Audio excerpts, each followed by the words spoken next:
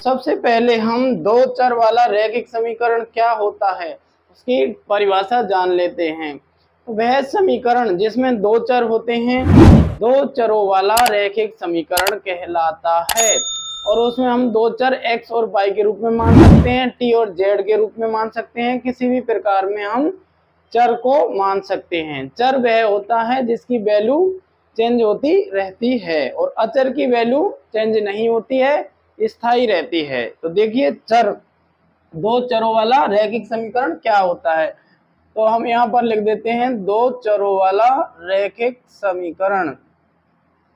दो चरों वाला रैखिक समीकरण क्या होता है उसकी परिभाषा हम आपको यहाँ बताने जा रहे हैं कि दो चरों वाला रैखिक समीकरण जो होता है उसकी डेफिनेशन क्या होती है।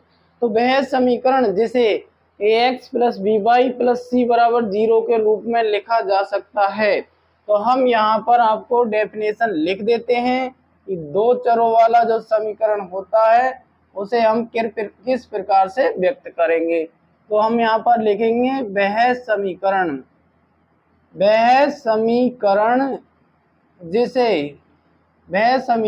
जिसे किस रूप में लिखा जा सकता हो, वह समीकरण जिसे ax plus by plus c बराबर 0 के रूप में लिखा जा सकता हो।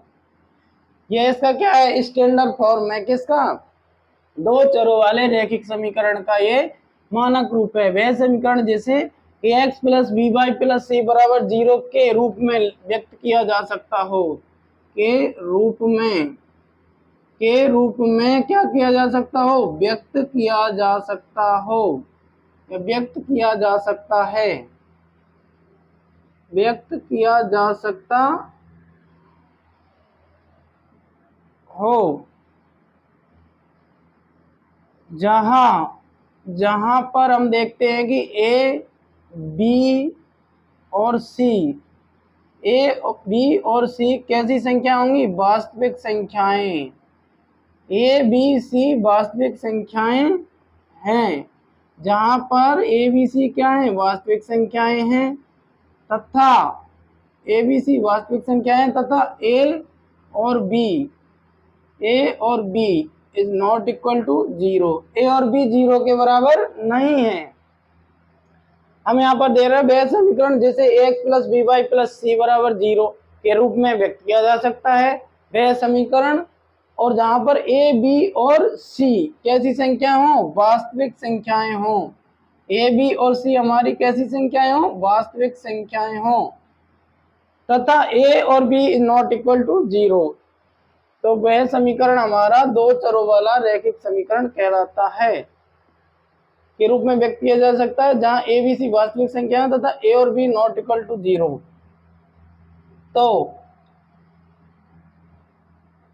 तो समीकरण हम यहाँ पर लिखेंगे तो समीकरण क्या कहलाएगा, तो समीकरण को शॉर्ट में लिख दिया। तो समीकरण दो चरों वाला रैखिक समीकरण कहलाता है, दो चरों वाला रैखिक समीकरण कहलाता है। देखिए ध्यान से, हम बता रहे हैं, हम पढ़ रहे हैं दो चरों वाले रैखिक समीकरण। तो चर क्या होता है, अचर क्या होता है। चर की जो वैल्यू होती है वो चेंज होती रहती है, परिवर्तन होता रहता है, और अचर की वैल्यू स्थायी रहती है। और यहाँ पर दो चर हम ले रहे हैं x और y के रूप में, यानी कि वह समीकरण जिसे ax plus by plus c बराबर 0 के रूप में लिखा जा सकता है या व्यक्त किया जा सकता है। तो इस प्रकार के समीकरण को दो चरों वाला रैखिक समीकरण कहते हैं जहां पर a, b और c कैसी संख्याएं, वास्तविक संख्याएं हैं, और a और b ये दोनों 0 नहीं होने चाहिए। यदि 0 हो गए तो यह रैखिक समीकरण नहीं रहेगा।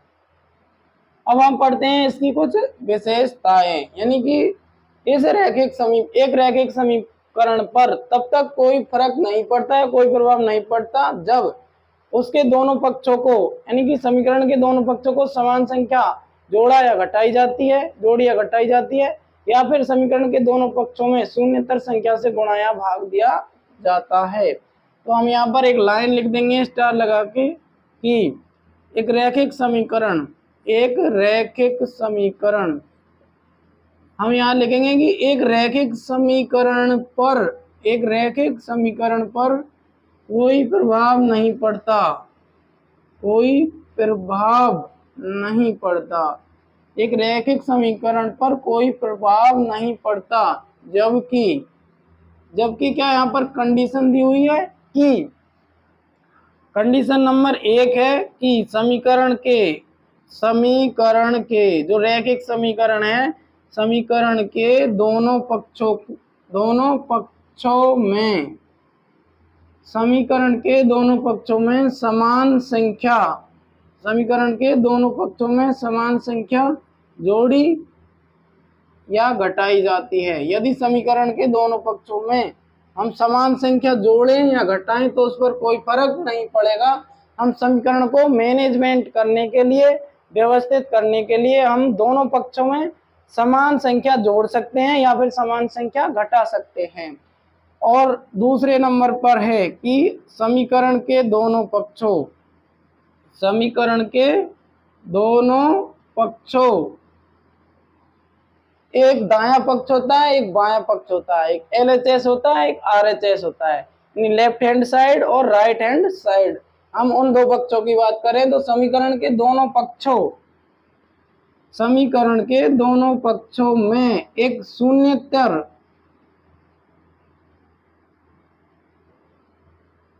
शून्येतर का मतलब होता है, शून्येतर जो संख्या होती है वो होती है नॉन जीरो, यानी शून्येतर संख्या को एक शून्येतर संख्या से गुणा या भाग किया जा सकता है,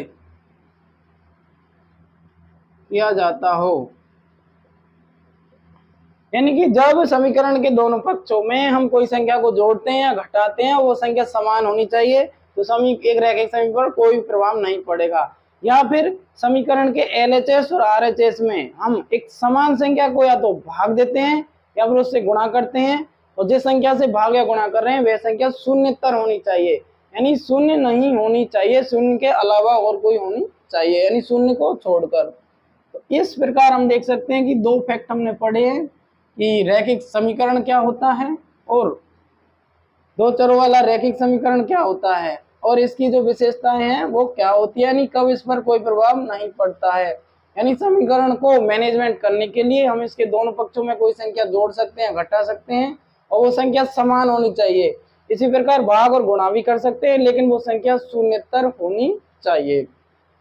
अब हम पढ़ते हैं आपका एक एग्जाम्पल नंबर जो आपकी बुक में दिया हुआ है, एग्जाम्पल नंबर 1 है। अब देखिए उदाहरण 1, हम यहाँ पर लिख देते हैं उदाहरण यानी एग्जाम्पल 1।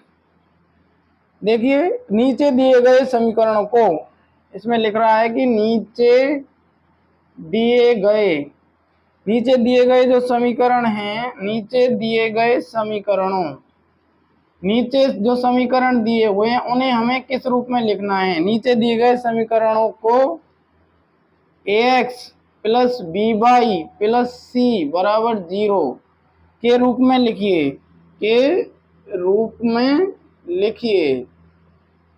हमें नीचे दिए गए जो समीकरण हैं उन्हें ax plus by plus c के रूप में लिखना है, और प्रत्येक, इसमें लिख रहा है और प्रत्येक स्थिति में, और प्रत्येक स्थिति में, और प्रत्येक स्थिति में a, b और c के मान बताइए। यानी हमें प्रत्येक स्थिति में a, b, c के मान बताने हैं और उसको हमें लिखना है किसके रूप में, ax plus by plus c के रूप में। तो पहला हमारा जो दे रखा है वो यहाँ पर दे रखा है, पहला है 2x प्लस 3y बराबर 4.37। अब देखिए इसको हम जब हल करते हैं तो इसको हम ax plus by plus c यानी कि इस वाले रूप में हम इसको लिखते हैं। तो नीचे दिए गए समीकरणों को ax plus by plus c के रूप में लिखिए और प्रत्येक स्थिति में a, b, c के मान लिखिए। हमने देखा था कि a, b, c वास्तविक संख्याएं होंगी हमारी, और a और b is not equal to 0। तो यहाँ पर हम देखते हैं कि हम इसे यानी हम यहाँ पर इसका आंसर देखते हैं तो हम लिखते हैं कि 2x प्लस 3y बराबर 4.37 को हम लिखेंगे 2x प्लस 3y माइनस 4.37 के रूप में लिखने पर, जब हमने इसे ax plus by plus c के रूप में लिखा है तो हमें a बराबर कितना प्राप्त हुआ है 2, b बराबर 3 और c बराबर माइनस 4.37 प्राप्त होता है। लिखने पर हमें a बराबर कितना प्राप्त हुआ है 2 और b बराबर कितना प्राप्त हुआ है 3 और c बराबर हमें कितना प्राप्त होता है, c बराबर 4 माइनस का 4.37 प्राप्त होता है। देखिए यहाँ पर ध्यान से कि हमने आपको बताया कि नीचे दिए गए समीकरण को ax plus b y plus c बराबर 0 के रूप में लिखिए और प्रत्येक स्थिति में a, b और c के मान बताइए। तो हमने इस समीकरण को ये लिख दिया है ax प्लस बी वाई और c बराबर 0 के रूप में लिख दिया है। यहाँ पर हम क्या कर देंगे बराबर इसको 0 भी कर देंगे। ax plus b y plus c के रूप में हमने यहाँ पर इसे लिख दिया है। इसके बाद a बराबर 2 निकल के आया है, b बराबर 3 और c बराबर माइनस 4.737 निकल के आया है।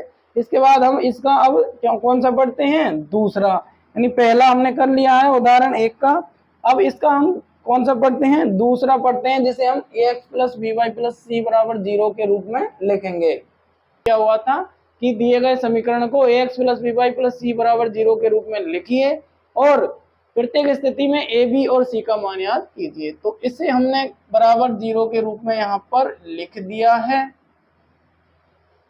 के रूप में लिखने पर हमें क्या प्राप्त होता है, हमें a बराबर 1, b बराबर -4 और c बराबर कितना प्राप्त हुआ -√3 प्राप्त होता है। ये हमें क्या होता है प्राप्त होता है। इस प्रकार हमें ये प्राप्त होता है। अब हम करेंगे दूसरा जो है वो है कि तीसरा 4 बराबर 5x माइनस 3y। तो हम यहाँ पर तीसरा सवाल है वो करेंगे कि 4 बराबर 5x माइनस 3y, इसे हमें वही ax plus b y plus c बराबर 0 के रूप में लिखेंगे। तो जब हम इसे लिखेंगे तो हम इसे लिखेंगे कि 4 बराबर 5x माइनस 3y को हम लिखते हैं किसके रूप में x, ये हो जाएगा अपना, जैसे यदि हम इस वाले पार्ट को यानी RHS इस वाले पार्ट को हम उधर ले जाते हैं, देखिए इस वाले पार्ट को उधर ले जाते हैं तो ये सारे चिन्ह बदल जाएंगे और उस वाले पार्ट को इधर लाते हैं तो ये चिन्ह बदल जाएगा और दोनों ही स्थितियों में ये सही होंगे। तो देखिए इसे हम लिखेंगे 5x माइनस 3y और -4।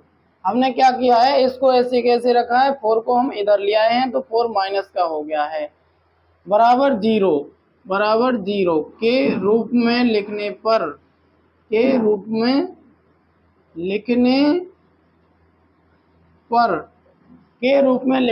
हमें a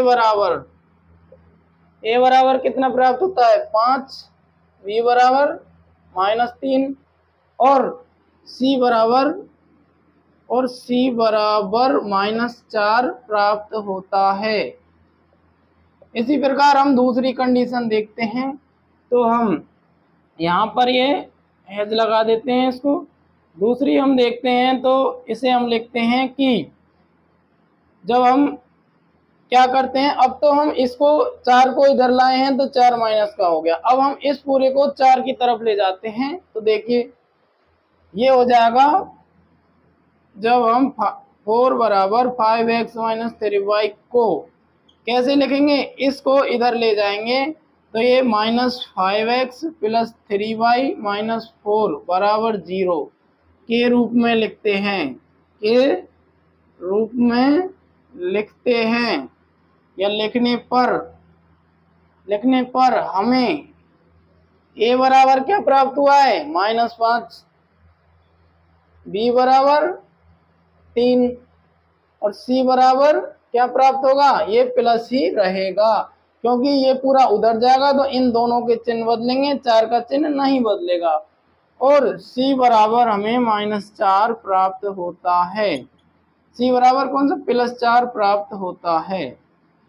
सी बराबर +4 प्राप्त होता है। अब देखिए कि क्या दोनों स्थितियों में ये सही है, बिल्कुल सही है। हम या तो इसे इधर ले जाएंगे तो इन दोनों के चिन्ह बदल जाएंगे और ये तीनों एक साथ हो जाएंगे, ये 0 के बराबर हो जाएगा, या फिर 4 को इधर लाएंगे तो 4 का चिन्ह बदल जाएगा, बाकी दोनों का चिन्ह सेम रहेगा। तो इस प्रकार से हम देख सकते हैं कि इनके जो चिन्ह हैं वो किस प्रकार बदलते हैं। अब दोनों स्थितियों को हम चेक करके देखते हैं, तो हम देखेंगे कि पहले हम वैल्यू निकालेंगे और उस वैल्यू को हम दोनों जगह पुट करके देखेंगे कि हमारा दोनों जगह चेक करने पर सही आता है। तो देखिए हम एक वैल्यू निकालते हैं, इसका एक हल निकालते हैं कोई भी। जैसे हम निकाल लेते हैं कि यहां से हम आपको निकाल कर देते हैं कि ये है 4 बराबर, यहाँ पर हम एक वैल्यू निकालते हैं तो ये हो जाएगा 4 बराबर अपना है 5x - 3y। तो हम क्या करते हैं कि ये 5x को इधर ले आते हैं या फिर 3y को, तो 3y को इधर लाते हैं तो ये हो जाएगा, क्या हो जाएगा, 3y बराबर 4 इधर चला जाएगा और ये हो जाएगा 5x - 4। देखो 3y को हम उधर ले गए तो 3y प्लस का हो गया और 4 को इधर लाए तो 4 माइनस का हो गया। अब 3 का क्या दे देंगे, भाग दे देंगे। हम यहाँ पर लिखेंगे कि y बराबर 5x - 4/3। अब हमें क्या निकालना है, इसकी एक वैल्यू निकालनी है। तो यहाँ पर हम x लिखेंगे और y लिखेंगे, सिर्फ एक वैल्यू हमें निकालनी है, क्योंकि हम चेक करने जा रहे हैं क्या दोनों स्थितियों में हमारा सही है।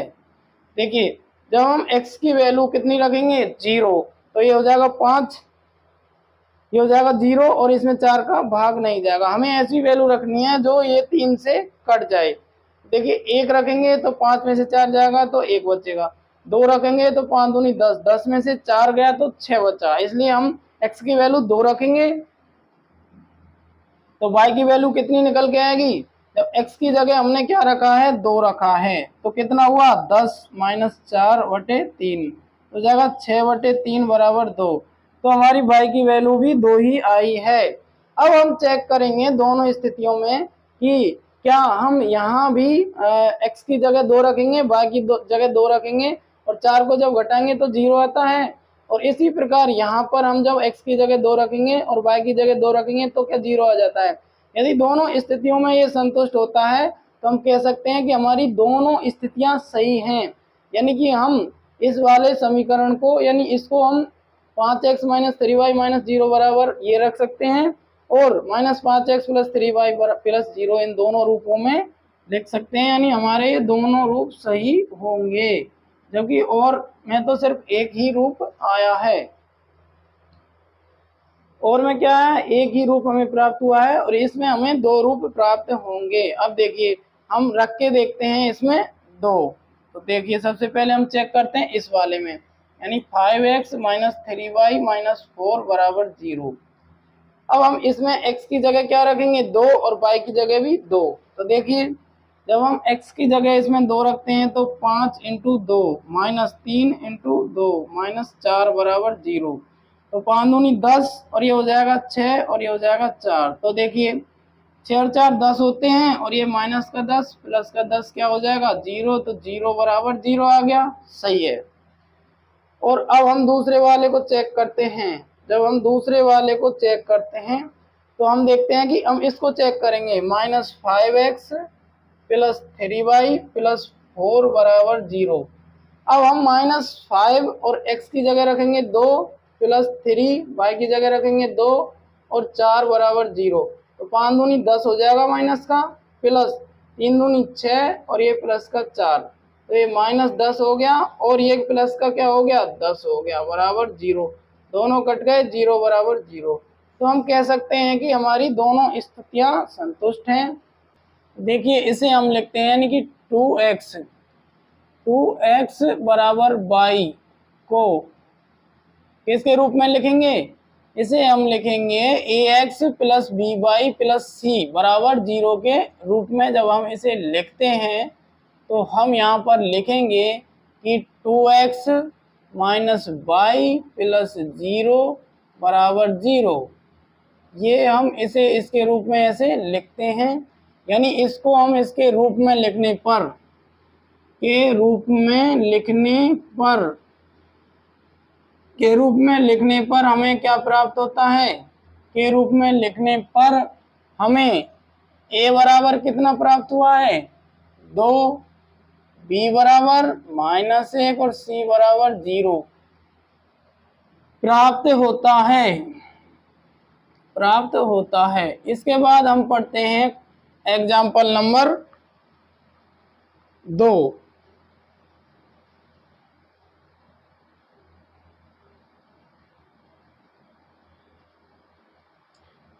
अब देखिए आप ये ना सोचें कि ये दो चरों वाला समीकरण नहीं है, ये भी दो चरों वाला समीकरण है, क्योंकि हम इसे कैसे लिख सकते हैं?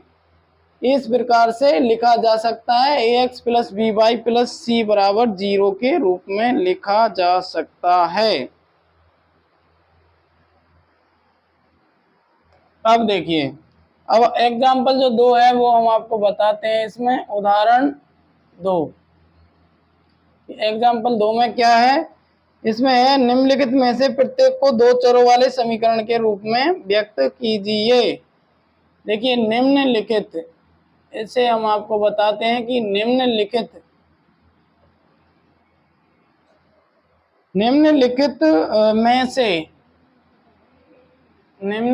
में से प्रत्येक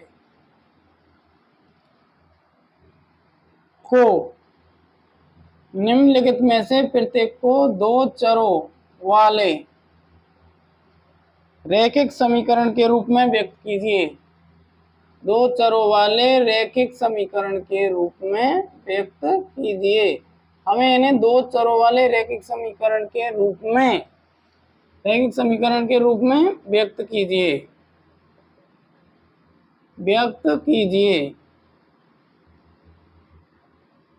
देखिए हम यहाँ पर लेते हैं पहला, यानी कि पहला है x बराबर -5। अब हम इसे क्या करते हैं? दो चरों वाले रैखिक समीकरण के रूप में व्यक्त करते हैं x बराबर -5 को। तो देखिए दो चरों वाला जो रैखिक समीकरण होता है उसकी स्टैंडर्ड फॉर्म क्या होती है? तो उसका जो मानक रूप होता है वो होता है कौन सा? ये होता है ax plus b y plus c बराबर 0। ये दो चरों वाले रैखिक समीकरण का मानक रूप है। अब देखिए ax, तो हम यहाँ पर लिखेंगे 1 इंटू एक्स प्लस y का कोई मान नहीं है तो इसको 0 इंटू वाई लिख सकते हैं, क्योंकि 0 को y से गुणा करेंगे तो 0 हो जाएगा और ये इधर आएगा तो प्लस का हो जाएगा बराबर 0। इस तरह से हमारा ये किसके रूप में प्राप्त हुआ है? दो चरों वाले रैखिक समीकरण के रूप में। हम इसे इस प्रकार लिखेंगे, ये भी एक दो चरों वाला रैखिक समीकरण है जिसमें y की वैल्यू कितनी है? 0 है। निम्नलिखित में से प्रत्येक को दो चरों वाले रैखिक समीकरण के रूप में व्यक्त कीजिए। अब देखिए दूसरा जो है वो है कि दूसरा y बराबर 2, सिर्फ y बराबर ओनली 2 लिखा हुआ है और क्या है? दो चरों वाला रैखिक समीकरण है। हाँ, हम यहाँ देखेंगे कि जब हम इसे स्टैंडर्ड फॉर्म में लिखते हैं तो स्टैंडर्ड फॉर्म होती है हमारी ax plus b y plus c बराबर 0। इस समीकरण के रूप में जब हम इसे लिखते हैं तो ax यानी कि x a की वैल्यू तो इसमें है 0 लिख देंगे, तो यहाँ जाएगा 0 into x plus b y की वैल्यू कितनी है? 1 है तो 1 इंटू वाई, और 2 जब इधर आएगा तो किसका हो जाएगा? माइनस का हो जाएगा। तो ये हमारी क्या प्राप्त हुई है? ये समीकरण इस प्रकार से दो चरों वाली हमें प्राप्त हुई है। अब है तीसरा, तीसरा जो है वो है हमारा कि हम इसे लिखेंगे कौन सा 2x बराबर 3। अब देखिए हम इसे लिखते हैं ax plus b y plus c बराबर 0 के रूप में। तो हमारा ax कितना है यहाँ पर 2x 2 into x plus Y नहीं है तो 0 इंटू वाई, और ये इधर 3 आएगा तो ये इधर किसका हो जाएगा माइनस का हो जाएगा। अब हम देखते हैं यहाँ पर कि इसमें और कितने दिए हुए हैं, सिर्फ इसमें एक और दिया हुआ है, इसके बाद इसमें नहीं है। तो ये है अपना चौथा है y बराबर कितना 2। इसे हम सबसे पहले लिखते हैं किसके रूप में, मानक स्टैंडर्ड रूप होता है वो क्या होता है ax plus b y plus c बराबर 0। ये एक दो चरों वाले रैखिक समीकरण का मानक रूप है, इसके रूप में हम इसे व्यक्त करेंगे। तो हमारा x तो यहाँ पर है ही नहीं तो उसे क्या मानेंगे 0 into x plus b y कितना है 5y और प्लस सी, जब 2 को इधर लाएंगे तो माइनस का हो जाएगा, और ये हमारा इस रूप में प्राप्त हुआ है। इस प्रकार हमने इन चारों को दो चरों वाले रैखिक समीकरण के रूप में व्यक्त कर दिया है। पहला है, दूसरा है, तीसरा है और ये चौथा है, और ये दो चरों वाले रैखिक समीकरण के रूप में व्यक्त हो चुके हैं। इसे ध्यान से देखिएगा और कई बार देखिएगा ताकि ये आपको क्लियर हो जाए। Thanks for watching. वीडियो को लाइक कीजिएगा, चैनल को सब्सक्राइब कीजिएगा। इसमें जितने भी क्वेश्चन हैं हम आपको सारे करवाएंगे A to Z।